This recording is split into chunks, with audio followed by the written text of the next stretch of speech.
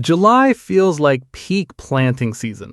For a few specific plants, it's actually the worst time to start them, and most people don't find out until the seeds just don't come up. 3 plants to skip this July, why the heat is actually working against you, not for you, and what to plant instead so you're not just sitting there with empty pots. Mistake 1. Lettuce and spinach. Lettuce and spinach seeds basically shut down once soil temperatures climb past about 80 degrees Fahrenheit. It's called thermoinhibition. The seed senses the heat and just refuses to germinate.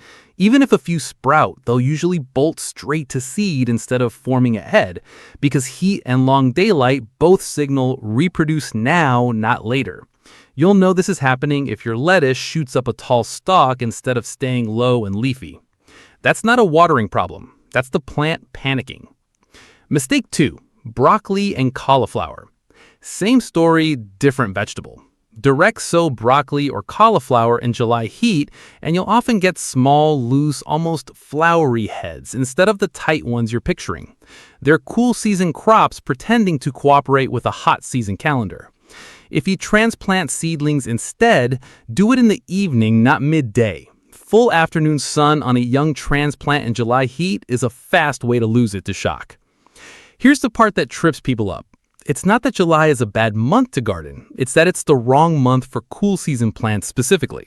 Most people don't realize there's a difference. They just see warm, sunny, perfect, and plant whatever's in front of them.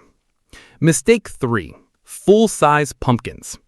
Big pumpkin varieties need anywhere from 90 to 120 days to mature. Start them now, and in a lot of temperate zones, you're racing the first frost, and pumpkins don't ripen well once that race is lost.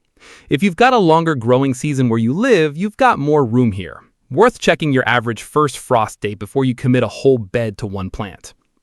What to plant instead?